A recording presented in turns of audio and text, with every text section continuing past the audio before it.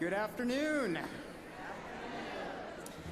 It is my distinct pleasure to turn the stage over to the Commission on Institutional Change, who is doing incredible work for and with us. Leslie Takahashi, their fearless leader, will lead the rest of the session.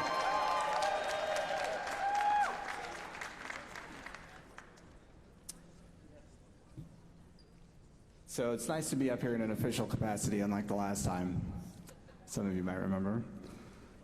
Good people, we welcome you all with an appreciation of your time, your thoughts, and your willingness to join us in exploring the promises of our tradition. This is an opportunity.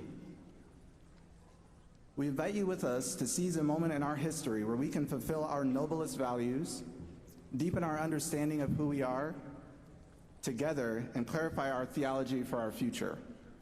May we move forward with excitement, openness, and gratitude for the diversity we all bring.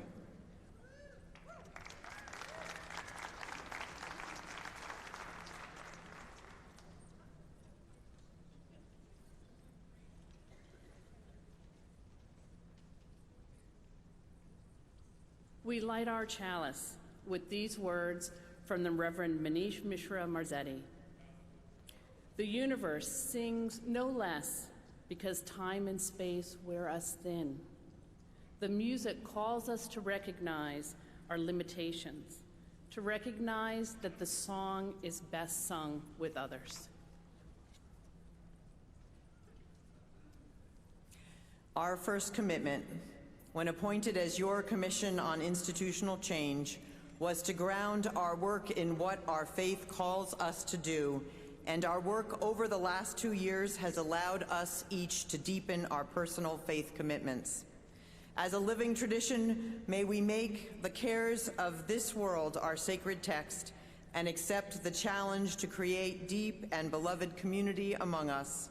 May we value and center all gifts so that together we create the new, vital, sustaining, and transformational.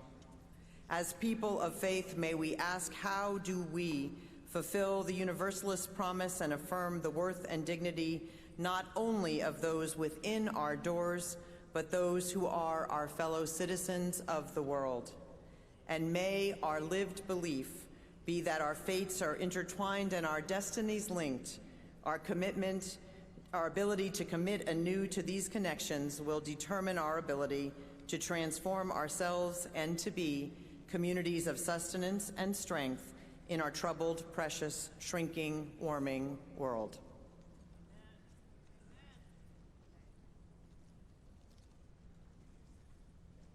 What does our Unitarian Universalist faith demand of us? It demands that we respond with faithfulness to the task we have committed ourselves to when we declare that Unitarian Universalism is our spiritual home. We bear witness to our faithfulness through how we live into our shared commitments and aspirations, and to the vision they articulate of justice, equity, corporate responsibility in our search for truth, compassion in our relations, and the pursuit of a common belonging. Our faith calls us into right relation to what we profess as a spiritual community in search of beloved community, particularly when we have centered personal wants and comfort over engaging the work of personal and institutional transformation that bring us closer to peace, liberty, and justice.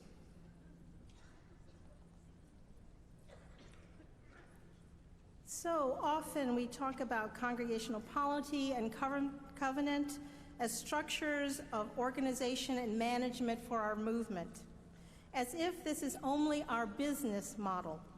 However, our polity and covenantal agreements enable us to come together in ways that honor our commitments to the sacredness of our gathered communities. This is foundational to our faith. It speaks to who we are and how we are to be when we are together. Congregational polity says that each of us as individuals makes up the shared body, which is our community of faith. Each of us is an equal and necessary partner in the living tradition. Each of us is therefore responsible and accountable for the future of this faith. Our covenant defines our relationships, ever enlarging our circle of concern. Our covenant holds us, calls us to hold urgent and dear the goals of a Unitarian Universalism dedicated to building the beloved community, a community of diversity, inclusion, equity, and justice, with compassion and love for the infinite variety of creation. We have bound ourselves together in faithful discernment, not just by structure, but by our living and learning. Our common ministry must lead us towards transformation and liberation. We are called to travel this path together because together we are more. Please rise in body or in spirit and join in a hymn ideally suited for this moment.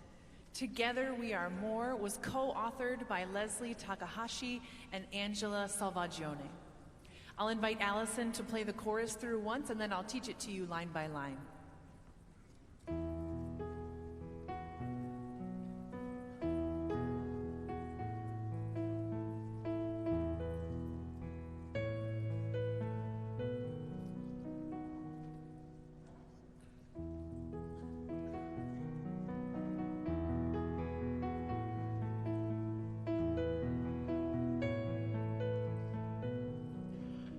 After me.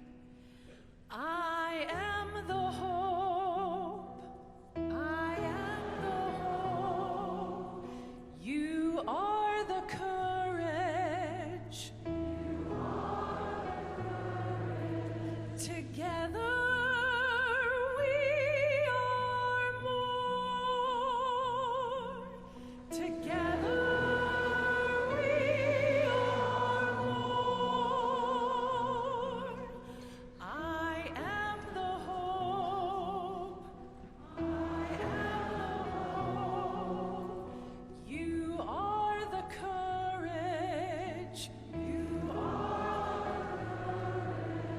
together we are more. Together we are more. Excellent. Let's try all of that together and we'll be on our way. Ready? Here we go. I am the hope. You are the courage. Together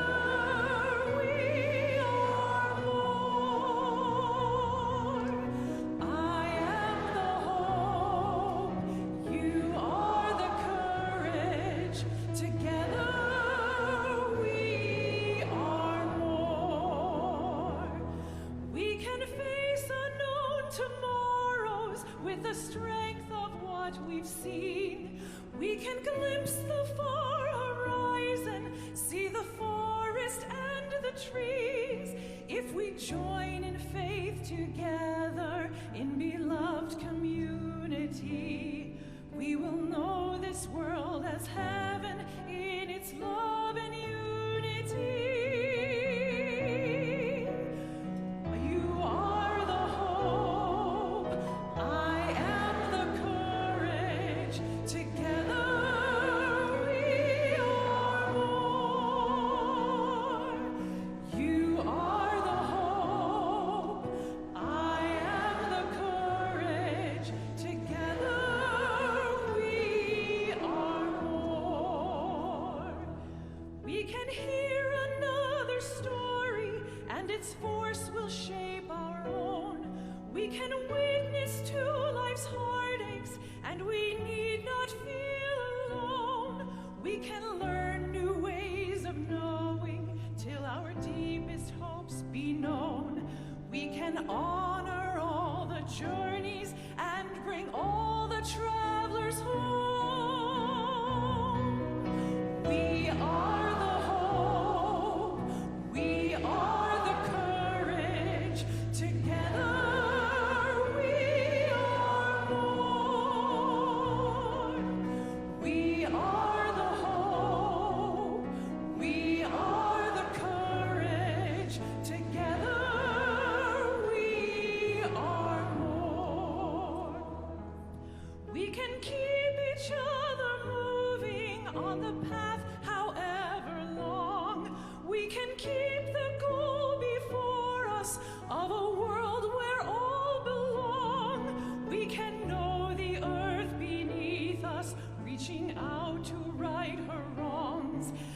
journey all together in the love which makes us strong. We are the hope, we are the courage, together we are more. We are the hope, we are the courage, together we are more. Together, together we are more.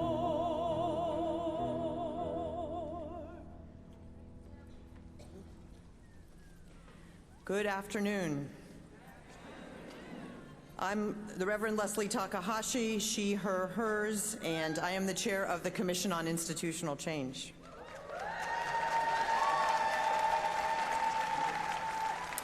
We wanted to take a little time and offer an update on our work, especially the work since we reported to this assembly last year.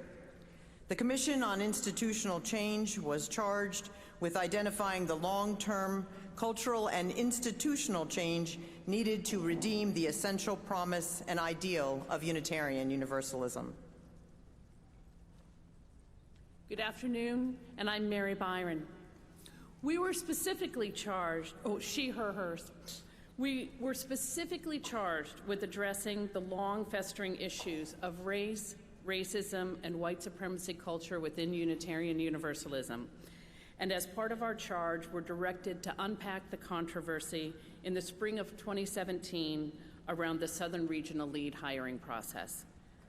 We did this in our first year and reported extensively on this at the last General Assembly, finding in summary that our association had created conditions in which religious professionals of color could not thrive, or in many cases even survive. You can read the report on our website.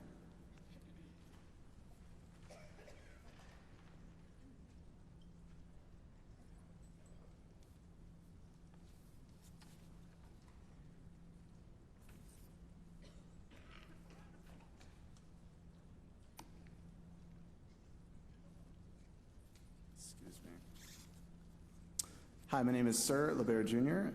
I use he, him, his pronouns.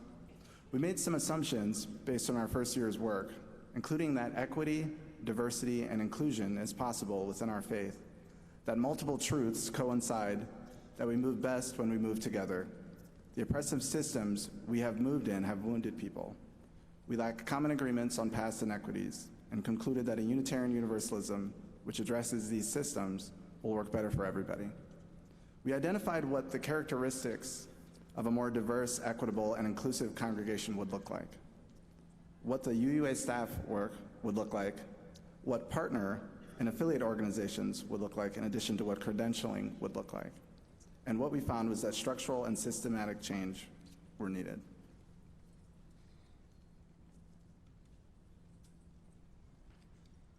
I'm the Reverend Dr. Natalie Maxwell Fenimore, she, her, hers pronouns. As we deepened our work towards hearing the stories and collecting information, we realized that it was difficult to make recommendations about the Unitarian Universalism we wanted to create because we so often focus on the difficulties and problems of people of color and others with identities outside the white, resource, cisgender, straight, dominant identity experience that is so often central in our faith.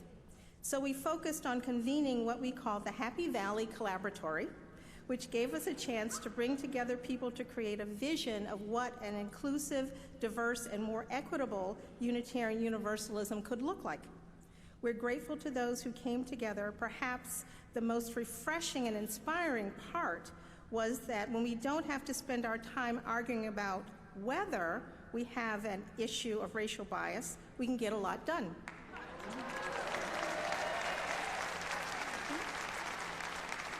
Many, many ideas came out of the collaboratory, pent up and awaiting expression, and the spirit of creativity and cooperation should give us all great hope.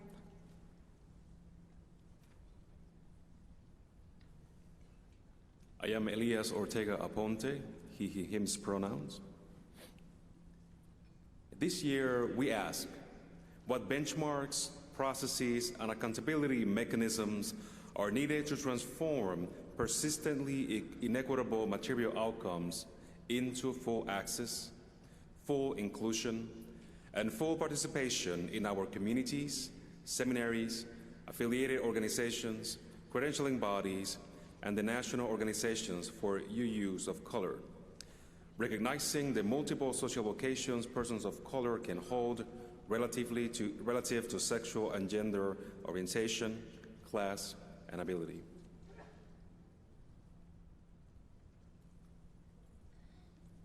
This year, we also expanded our focus, keeping our concern about religious professionals who should not sacrifice health and wholeness to serve among us, and also turning our attention to the greater issue of how we welcome or fail to welcome a diversity of people into the congregations and other communities of our faith tradition. In part, we did this by continuing to take testimonials of those who have experienced Unitarian Universalism, and many responded to the opportunity to tell the stories that they have had on their heart and let their voices be heard.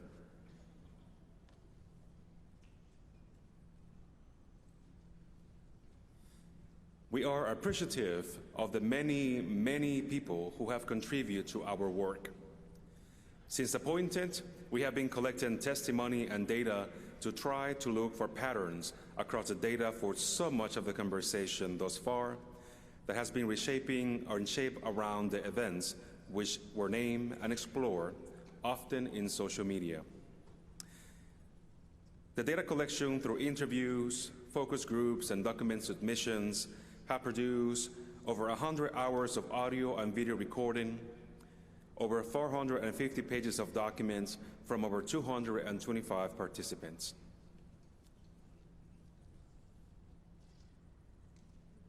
From this, we identified 10 critical areas of intervention, which we have revised more recently to encompass the analysis of the data we received and the patterns that were revealed.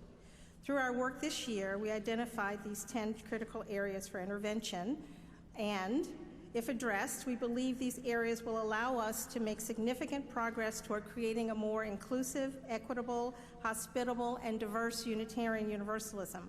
We will touch briefly on these areas today, and you can read more about them on our blog.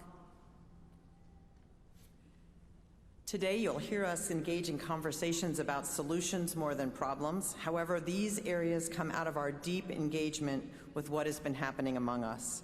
We believe that we must articulate a theology of liberation, experimentation, and innovation grounded in our Unitarian Universalist principles and sources of inspiration. We need to ground our communities in a shared theology that helps unearth, manifest, and point the way towards liberation, along with experimentation that strives for our collective flourishing.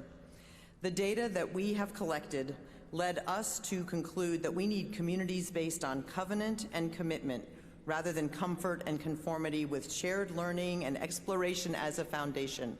It's okay to clap. We don't mind that. Most institutional forms of Unitarian Universalism are congregational and dominated by the practices familiar and comfortable with those who are white, male, straight, well-off, cisgendered, and able-bodied. These can be seen as the only right way of being together and do not allow space for those from other experiences to lend their leadership and gifts. Those who would call us to more fully live into a liberatory faith are often cited as troubled or troublesome, and we lack processes to allow healthy conflicts instead of resorting to secrecy, bullying, and isolation. These times and our living tradition require us to be always living into new ways of being.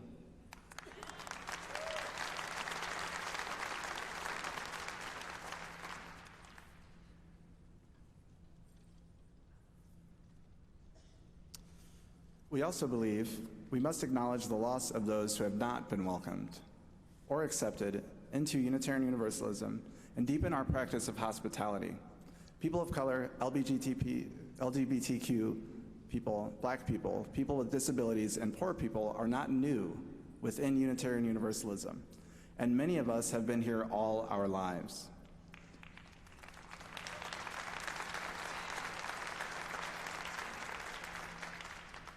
And yet so many have come, served, and eventually had to leave because of disillusionment, trauma, or a culture of white supremacy. Many of them are part of the majority of people who identify in census and surveys as being Unitarian Universalists and who have not found a way to be comfortable in our congregations. The greater Unitarian Universalist movement should be aware of these people and their contributions and should also recommit to the learning and growing that would allow our communities and bodies to be more hospitable.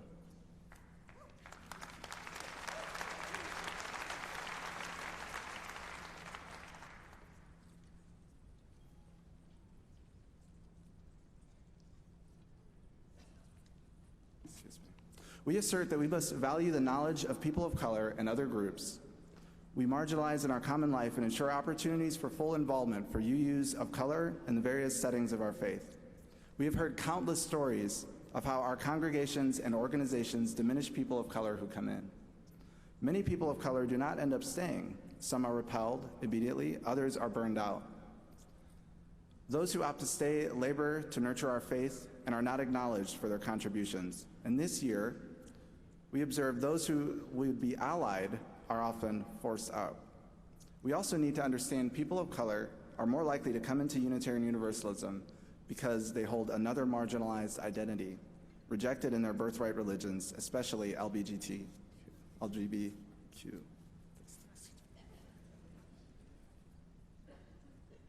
We believe we must provide tools for us to understand the systemic and cultural impacts of oppression among us. We also do not have trauma-informed ministries, and so do not understand and often judge systemic effects of racism as incompetence. We do not recognize the systemic effects of racism and white supremacy culture, which results in more people of color struggling economically and still depending on self-funding to participate in much of our volunteer activities. This General Assembly is increasingly out of reach for most. We should consider the cost of losing work for those younger in their careers or in more tenuous positions because of their race or other marginalized identities. We need tools for assessing our congregational practices to understand how they uphold a culture which privileges whiteness, and we need healthy ways of managing the controversy and backlash directed at lay leaders and religious professionals who work to be more inclusive.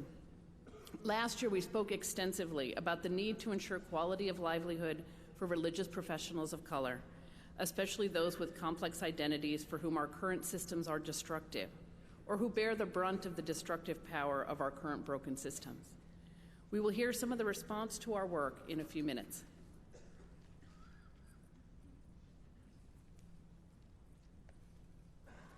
The data we have gathered also makes it clear that we need to prioritize and enable leadership from those who are underrepresented in our communities, including people of color, youth, young adults, LGBTQI people, especially those who are transgender or gender non-binary, people with limited economic resources, people with disabilities, and working-age people. Intervention with the 18 to 60 years range and their involvement in leadership, young adults, and working-age people is also needed. Who has the power?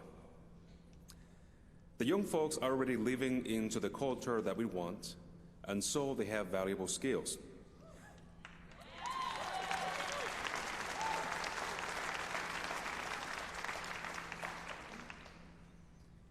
We need to be reminded that youth are not the future, they are the present.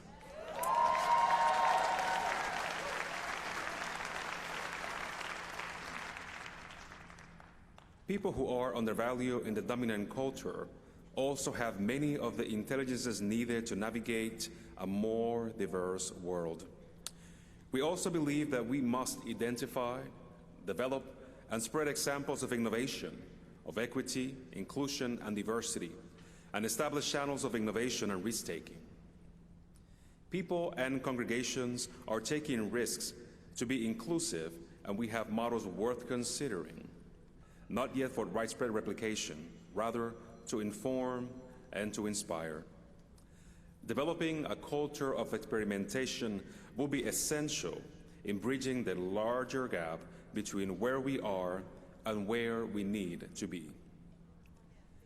Learning to be comfortable with risk, healthy conflict, and change is also critical. Culture change will necessitate that we stop punishing our truth-tellers and risk-takers, and instead cultivates cultures of curiosity and humility.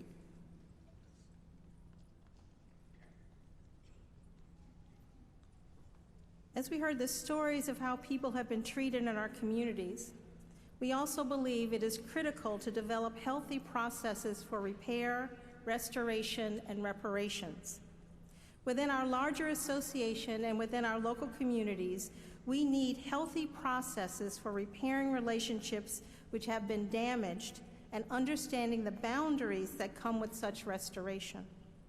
When wrong is done, our practice should be to name and confront rather than ignore and cover up. Unitarian Universalism as a whole is woefully behind our civic and religious groups, other civic and religious groups, in exploring what it would mean to make real reparations to those who have been wronged, as the resources which fuel our faith have been built on the uncompensated property of indigenous people, the unpaid work of people of color, especially African Americans during slavery, and of women.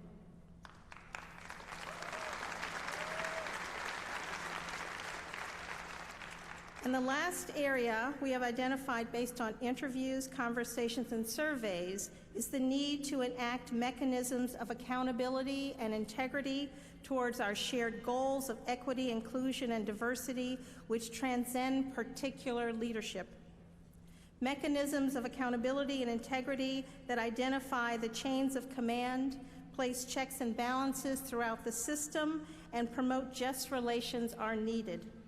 Accountability is to the principles, to the commitment that we have and will have made to one another. It is not accountability to any one person or any one group.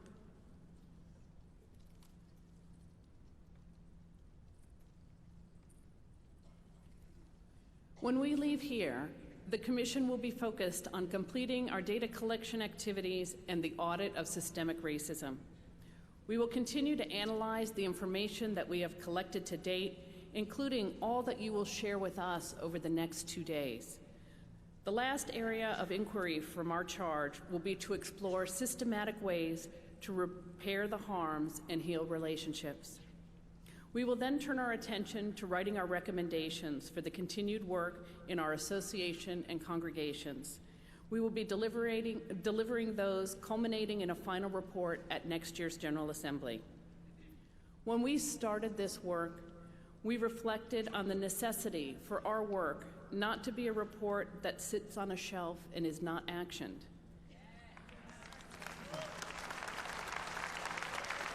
Our history has many stories of starting anti-racism efforts, moving on without completing the work, and reaping the harms and consequences of this approach.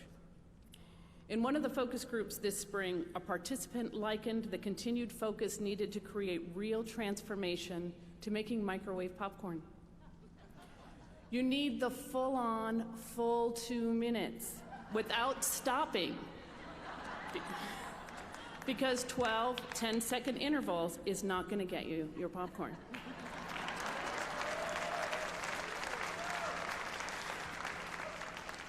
We want to invite all of you to continue in this work with us and to stay the course so that we can all live the promise of our faith.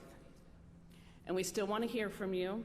We invite you to our session on centering liberations through UU theologies with Dr. Elias Ortega-Aponte and the Reverend Sophia Betancourt, and we invite you to take the survey within the program's GA app channel and available from the ushers in paper copy.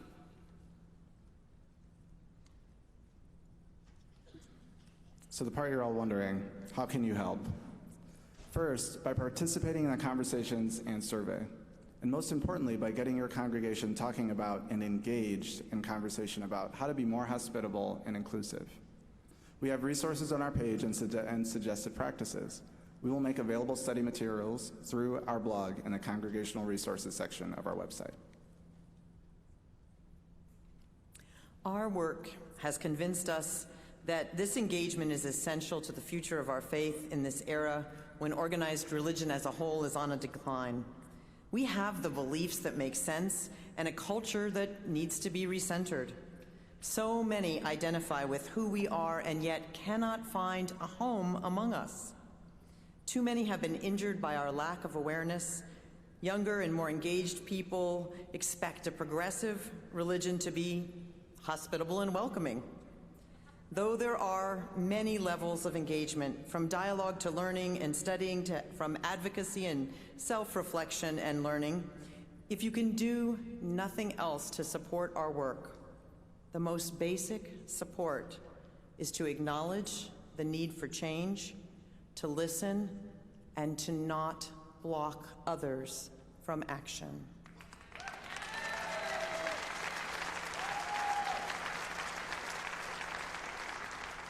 Ultimately, this will allow us to move to the structural reform and advocacy which we need and which we can do if we stay in dialogue together. So we are now going to hear some responses to the Commission's work that we presented to you last year. As Mary mentioned, we reported last year particularly on the journey of religious professionals of color. Today, we have asked some leaders among us to report on some of the responses of their organizations. This represents only some of the responses, but it gives us a chance to hear a little bit about what has happened in real time. We will hear today from a sampling of leaders from UU organizations about real responses they are making with the hope that these can suggest actions that could happen in your local community and at the congregational level, as well as in other Unitarian Universalist organizations. Today we welcome the following: the Reverend Susan Frederick Gray, President of the Unitarian Universalist Association; Carrie McDonald, Executive Vice President of the Unitarian Universalist Association; Annie Scott, President of the Continental Liberal Religious Educators Association; Aisha Hauser, President-elect of the Continental Liberal Religious Educators Association; the Reverend Cheryl M. Walker, President of the Unitarian Universalist Ministers Association; the Reverend Melissa Carvel-Ziemer, Director of Collegial Practices of the Unitarian Universalist Ministers Association.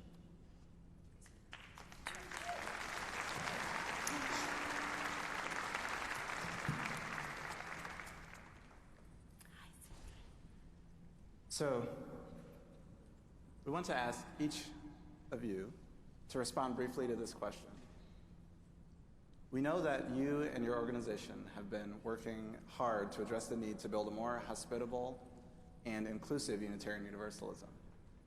Please share one example of the changes you have implemented to address the concerns raised about oppression and white domination within our faith. So I spoke a lot about this in the President's report, but one thing I'll lift up that I didn't speak to the fullness, perhaps, is the ways that we are prioritizing and making clear commitments around funding for identity-based ministries and leadership groups in our faith, and the importance of, even as we at the UUA deal with diminishing budgets and things like that, that we are making a clear commitment and priority around the investments for communities of color, investments for trans and non-binary UUs, the ways that people can gather in cohorts, because that investment in prioritizing leadership of people of color, of trans and non-binary UUs, were a relationship with Equal Access, which is a ministry for people with disabilities in our faith. These are priorities that we are trying to make clear and explicit and long-term at the UUA. So One thing that we talked about this morning in the President's report was that our staff is becoming more diverse, and that's not an accident. That's the result of changes that we've made in the way that we do hiring at the UUA. And really, any organization can make these kinds of changes, including your congregation. So I just want to tell you about how a few of those things work. The first is that we really focus on recruitment, and that the most important part of the hiring process happens before your first interview. Are you connected to groups of people that are only the folks that are already there know? Or are you really reaching out and building those networks so that when there's an opening, you can tap into those? Second is that we have changed our job descriptions to be far more inclusive, to recognize that you have to be willing to support an organization that's talking about dismantling white supremacy culture and patriarchy. That's in the job descriptions. And we know across the board that women and people of color are less likely to apply for a job if they don't meet 100% of the qualifications. Right. That's what we know from the research. And so we add pieces to say, if you have met some of these qualifications and you're excited, please still apply. And so we name that explicitly. And then third is that we have much better hiring practice. So we've made the process much more clear and detailed overall. We train our hiring managers. We have better questions, and we ask about people's understanding and analysis of power and race and identity. That's actually something we're looking for in our hiring. We understand that as a qualification for work. And so we actually have put some of these together in a toolkit on the section of our website that supports congregations as employers. But from top to bottom, we've redone our hiring process with more diverse hiring teams, and you can see the results of that.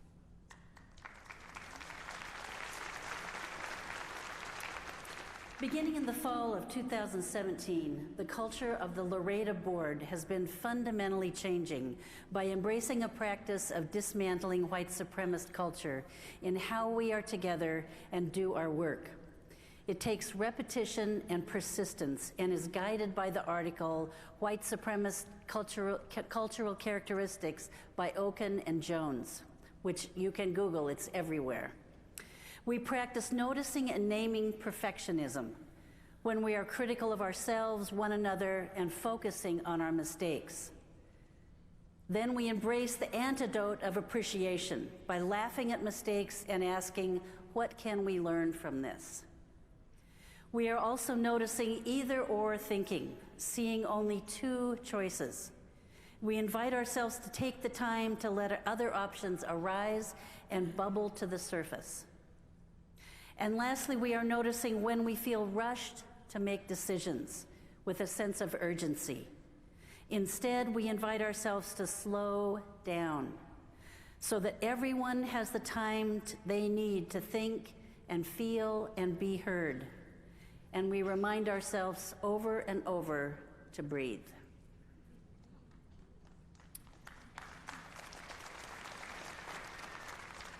So shortly after the spring of our enlightenment, March 7, 2017, 3 religious educators approached the then co-director of Ministries and Faith Development, Jessica York, at a summer camp and said, okay, we have these teaching resources, however, we need a concrete tool to assess where white supremacy culture is showing up in our religious education programs. It was 3 religious educators.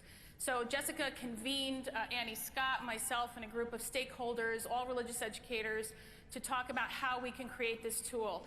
Paula Cole-Jones was hired as the lead, Connie Goodbread, who is a UUA staff, Sheila Hsu, religious educator at Rochester, myself, and Kareem Watson, who is no longer with UUA, met for months to create a comprehensive assessment tool, dismantling white supremacy in religious education. And we were very intentional about creating a tool that embedded with it is that you have a support group of other religious educators. So the program has been piloted this past year, and you can contact Laredo or the Ministries and Faith Development Office to get this comprehensive tool that will hope you can engage with it in groups in your congregation, so you can have rich, important conversations about intentionally dismantling white supremacy culture.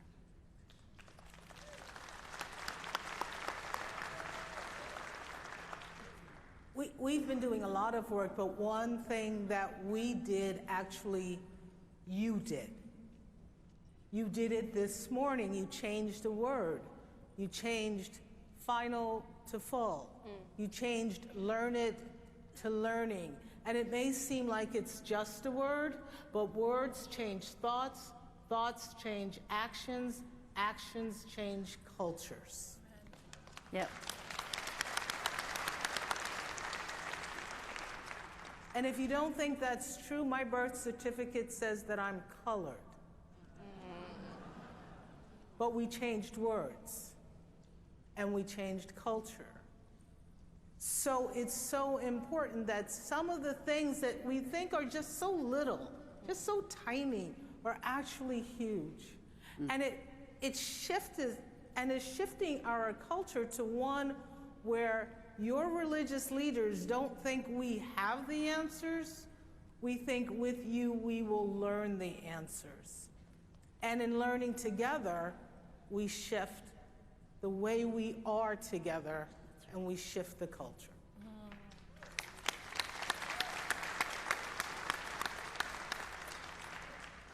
Another way the Unitarian Universalist Ministers Association is working to change the culture is by changing the culture about how ministers are with each other. The Ministers Association exists to equip and support ministers for a healthy, vital ministry that's practiced with integrity. And we have guidelines that help us do that, a covenant, code of ethical conduct, and suggested practices. And one of the things that we did over the last 2 years is charge guidelines committees to review those documents with the eye toward dismantling white supremacy culture and increasing our capacity for practicing equity, diversity, and inclusion among us as ministers, recognizing that the more ministers are able to do that amongst ourselves, the more that we're going to be able to bring those skills and leadership out into the congregations and the communities that we serve. So 2 pieces in particular that I'll lift up.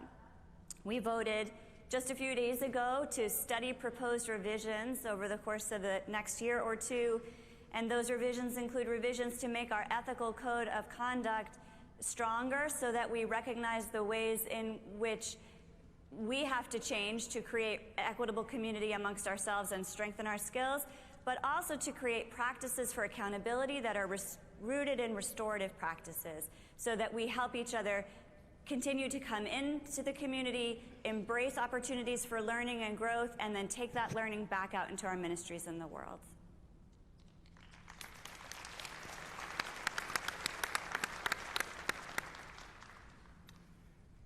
Thank you for your courage in this space, and your commitment to our faith, and your openness to deepening our shared understanding. May we carry that courage and commitment forward as we begin to refine who we are and who we can all be together.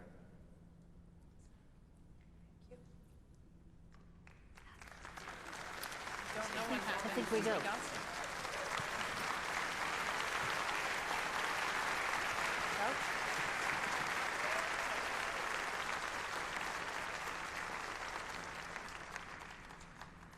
Okay, so I hope you get the idea that we've been busy. And all these folks have been very busy. But our work needs you. Over this last year, we have tried to shift our focus, as we said, from a focus on our national conversation to the work at the local level. Today represents our best chance to hear from you, to engage with you, to do the creative work of mixing ideas and coming up with new ways that are not charted and which we need to invent together. We have 2 ways that we need to do this, and that we're asking you to participate. The first is, if you have not already done so, please take the brief survey which you can access on the GA app through the notification you will receive shortly, or by entering the URL which is on this screen into your smartphone browser. There are also paper copies available from the ushers, which, if you would like a paper survey, please notify an usher, and you can return the paper copies to the ushers throughout the remainder of our gathering together at General Assembly. The second way we invite you to be part of our work is in small group work. Though you may be weary and this may seem like a great time to take a nap or go shopping, go walk by the river, we ask you to stay engaged with us for just a little longer. We want to thank you for allowing us to serve as your Commission on Institutional Change. I want to take this moment to thank our project manager, Marcus Fogliano.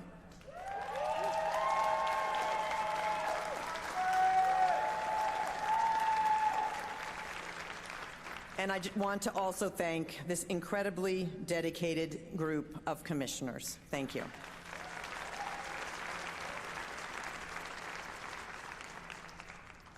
All right, we now invite you to head out to the breakout rooms where your facilitator will provide you more detail about the rest of this process.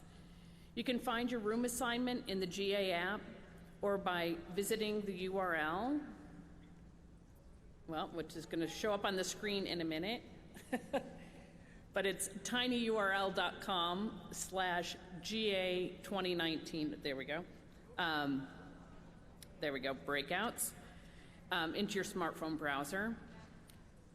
We encourage you to attend the breakout group that will allow you to share your fullest truth, be it the room you have been assigned based on your last name or one of the identity-based caucus groups. Please honor these caucus spaces by not entering into one that is not representative of your identity. And thank you for moving quickly to these spaces.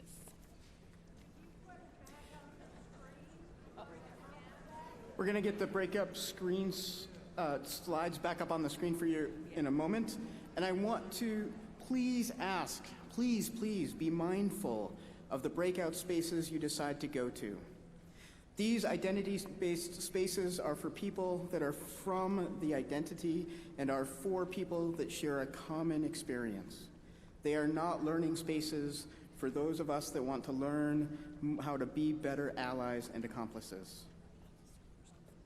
We invite you to attend either the identity-based spaces or the spaces listed by your last name. I promise you that each conversation will be enlightening, a bit challenging, and beautiful. And of course, if you end up going to a breakout space that doesn't feel right, we encourage you to slide on over to another one. I would ask that we all take a moment of breath and invite those in scooters and with mobility assistive devices to begin to move out to their rooms, and that as we all move, we be mindful of those around us.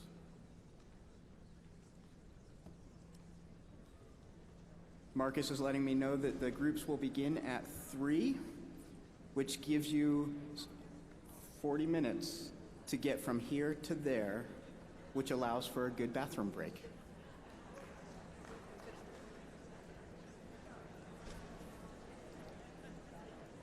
Please head on out.